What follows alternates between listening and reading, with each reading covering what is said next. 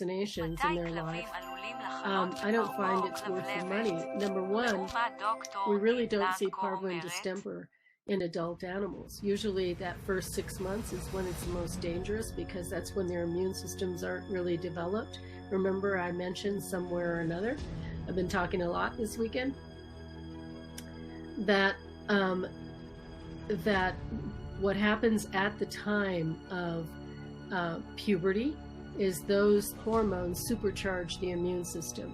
Once the immune system sort of comes online, then there is rarely going to be an animal that's going to succumb to parvo or distemper. Where we see disease is always the same. It's about 4 different things. When there's some huge amount of stress, so say an animal is living on the streets, when there's malnutrition or starvation, when there's major stress in a household, say maybe living with too many animals or in a hoarding situation, or an exposure to toxicants. And almost always all disease comes in those kind of situations. It doesn't matter if it's rabies, it does not matter if it's distemper, it does not matter. Should I go on? You get the point. You rarely see these kinds of acute infectious diseases in animals that are healthy, that are in good living situations. And if you do, please hear me, if you do, it's usually a transient but not life-threatening situation.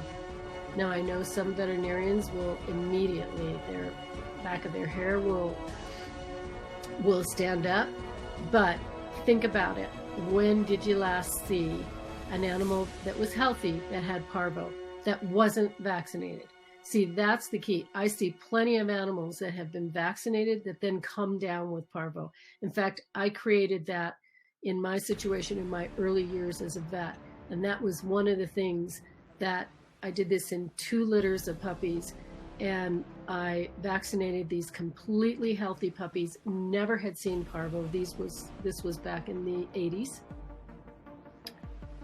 And almost all of those puppies died. It devastated me, it devastated the breeders, and I immediately called up the vaccine companies, and they said the animals were incubating parvo at that time, and these people had never seen parvo in their homes, in their kennels, in their population.